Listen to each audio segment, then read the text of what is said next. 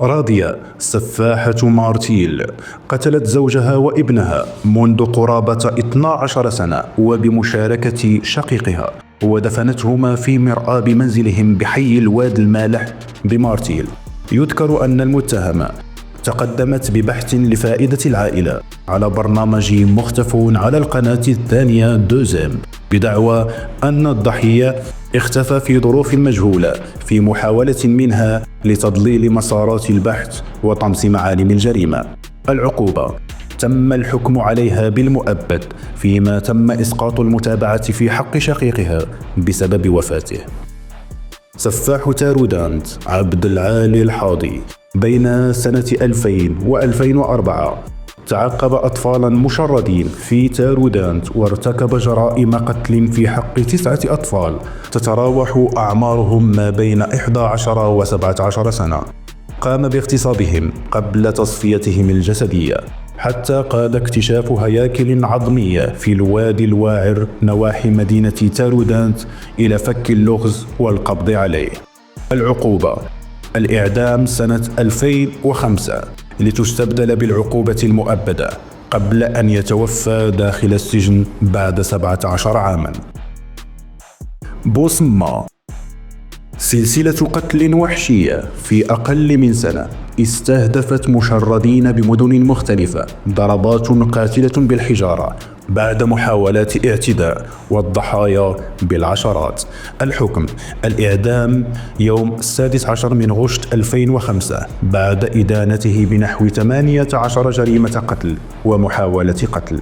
الحاج ثابت آخر إعدام نفذ بالمغرب، مسؤول أمني برتبة عميد كوميسار، قضى 7 سنوات وهو يخطف ويأسر ويغتصب الفتيات في شقته الخاصة بمدينة الدار البيضاء. تم العثور على 118 شريط فيديو مسجل يوثق به ثابت أعماله الرهيبة.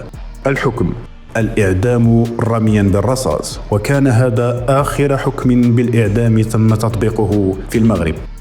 مجينينا: رعب مدينة مكناس في التسعينات، جرائم بشعة وواقعة صادمة، قطع رأس ضحية وحمله في كيس داخل المدينة، وملف دموي دوخ الأمن الوطني المغربي في التسعينات.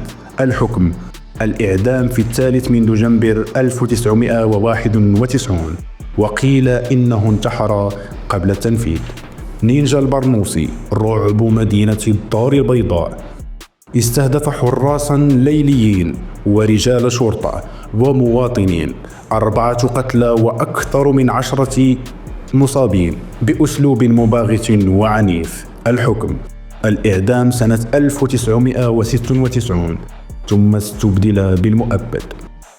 سفاح بنو أحمد: العثور على كمية من اللحوم والعظام البشرية بمرحاض قريب من المسجد الأعظم بمدينة ابن أحمد، والتحقيق يثبت تورط سفاح بن أحمد بقتل ضحيتين 2 والتمثيل بجثتيهما وارتكاب أفعال وحشية. العقوبة: لم تصدر لحد الساعة لأن القضية لا زالت بمحكمة الاستئناف بمدينة سطات.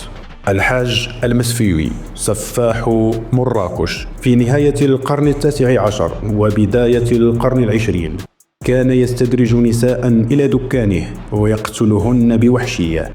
نسبت إليه 36 ضحية على الأقل لتصبح قضيته من أبشع ما عرفته مدينة مراكش. الحكم: أدين بالإعدام سنة 1906 ونفذت فيه عقوبة قاسية أنهت رعبه. بين الإعدام والمؤبد اختلفت النهايات، لكن الدرس واحد: يقظة المجتمع وعدالة لا تتهاون.